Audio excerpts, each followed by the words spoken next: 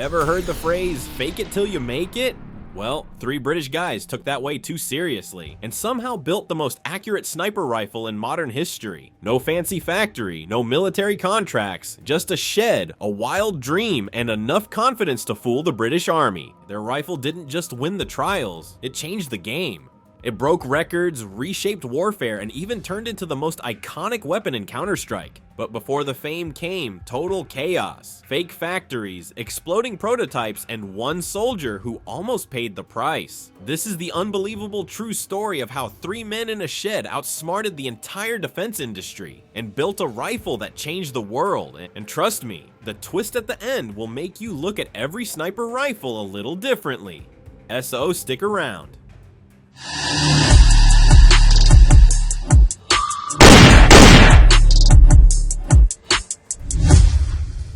Alright, the story begins in a storm of doubt and desperation. Britain's shooters were still carrying ghosts, old rifles, old habits, old pride, while the rest of the world had moved on.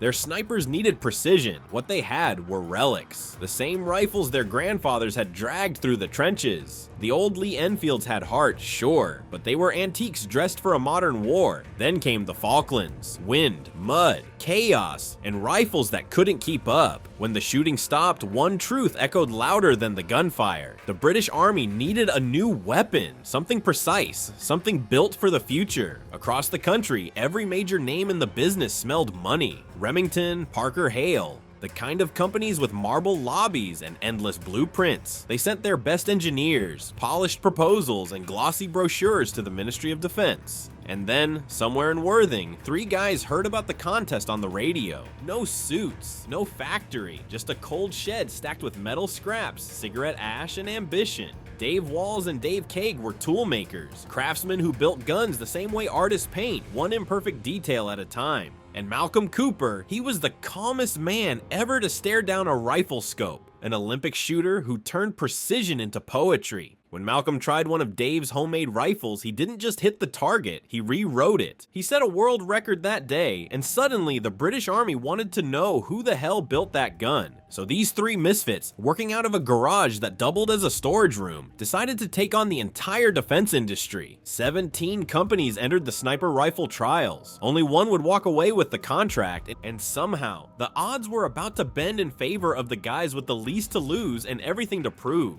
Nobody in those trials expected the shed guys to last past the first round. 17 companies entered, 8 made it to the next stage, then 5. And somehow that little workshop in Worthing, run by 2 tool makers and 1 Olympic champion, kept passing every test. Their rifle was different. While the big companies kept tweaking old designs, the Daves had built something entirely new, a chassis system that could be repaired in the field instead of sent back to a factory, a free-floating barrel that stayed laser steady even after thousands of rounds, no hand-fitted wood stocks, no fragile bedding, just brutal precision built for soldiers, not museum cases. And when the final scores came in, the impossible happened. They won. That's when panic set in. See, the contract called for 1,212 rifles, not one prototype sitting in a shed next to a lawnmower. So when the Ministry of Defense called to schedule an inspection of their factory, Dave Walls almost dropped the phone. They had no factory, no staff, nothing but a handful of parts and a very good story. So naturally they decided to fake it.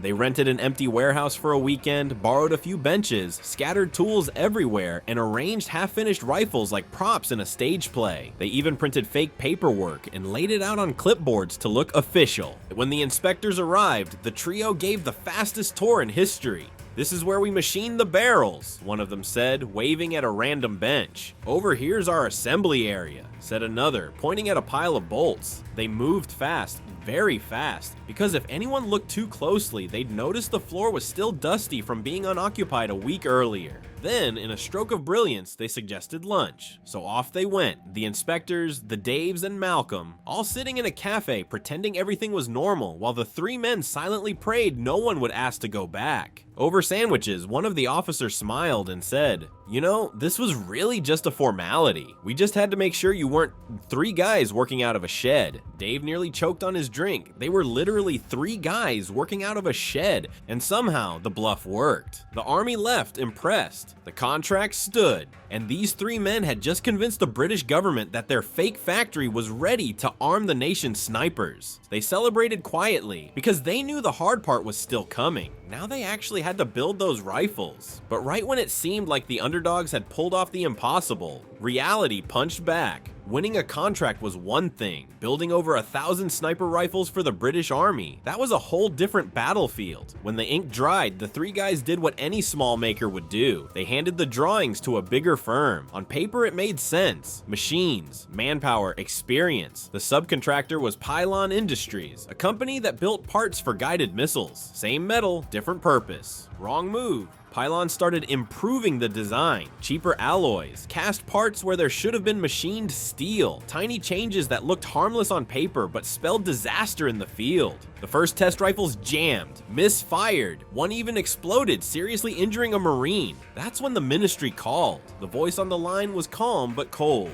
You have 6 weeks to fix this, or the contract dies. 6 weeks to recheck hundreds of rifles, hunt every flaw, and prove the weapon was safe. Most companies would have folded. These 3 didn't sleep. They tore down every rifle by hand, replaced bad parts, and rebuilt each one to the exact tolerances they'd designed. When they handed the rifles back, everything worked. Clean, safe, and true to the design. Pylon folded under the scandal, and the little team from the shed had not only saved the contract, they'd earned a much harder lesson. A rifle that's brilliant on paper can still fail in the field. The army didn't just want accuracy anymore. They wanted a weapon that survived whatever the world threw at it. One of those questions came from the north. Sweden needed a rifle that would still run at -40 degrees when lubricants turned glue and fingers went numb. They kept the bits that worked, the aluminum chassis that locked the action dead flat, the free-floating barrel that wouldn't lie about where a shot would go, and the detachable magazine that saved time when seconds mattered. Then they beat the rest into shape. Controls were fattened, so mittened, thumbs could find them without looking. Ice-catching nooks were shaved away. Clearances and lubricants were swapped for combinations that ran when everything else froze solid. Sweden took one look and signed up. The PSG-90 was born. Britain grafted the same fixes onto its service rifles, but soldiers kept asking for one thing: reach. Not just a rifle you could trust in a blizzard, a rifle that could spit a heavy bullet out past where normal rifles would even think about going. So the makers did the obvious ugly thing. They fed the platform a bigger round. Enter the AWM in .338 Lapua Magnum.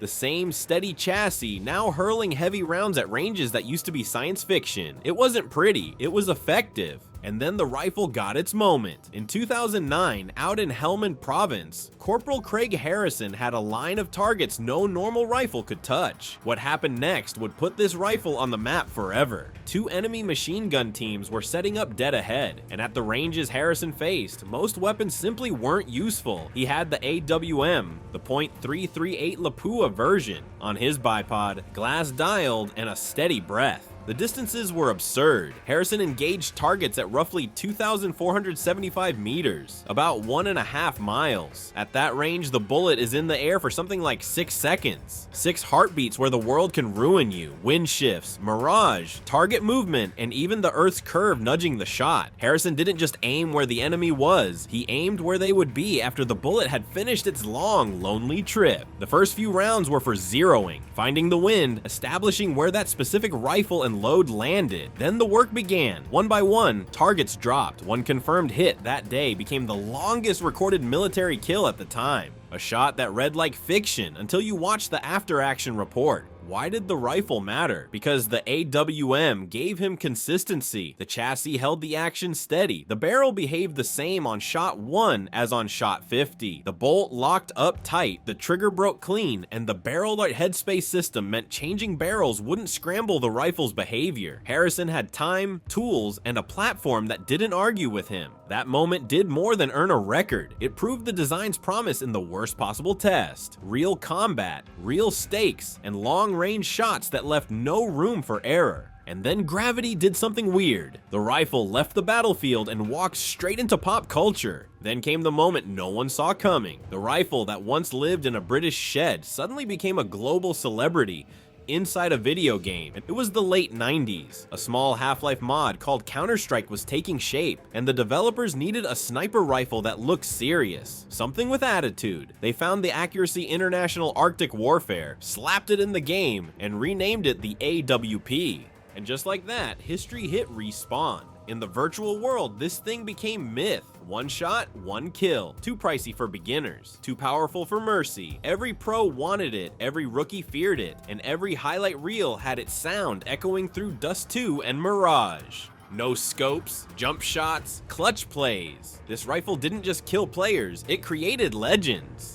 Valve even immortalized those jaw-drop moments with graffiti on tournament maps, little shrines to the AWP's dominance. Suddenly, millions who'd never held a real rifle could recognize its shape in seconds. It wasn't just a weapon anymore, it was an identity. Funny thing, most gamers shouting AWP had no clue it came from a shed in Worthing, England, built by 3 men who just wanted something that worked. Yet decades later, their creation still rules both battlefields and leaderboards. So here's a neat loop. A backyard prototype beat the industry, survived a near-fatal production disaster, then proved itself in war, and finally became a global icon on screens and streams. From hand files to pro play, that rifle traveled further than anyone in that shed could have imagined. So guys, that's the rundown. 3 craftsmen, 1 champion, a fake factory, a nasty production crash, and a rifle that proved itself on battlefields. Then went on to haunt servers and movie scenes around the world. If you like this one, do the thing. Hit like, subscribe, and drop a comment. Which moment shocked you the most? The lunchroom bluff, the exploding prototype, or that insane 2,475 meter shot?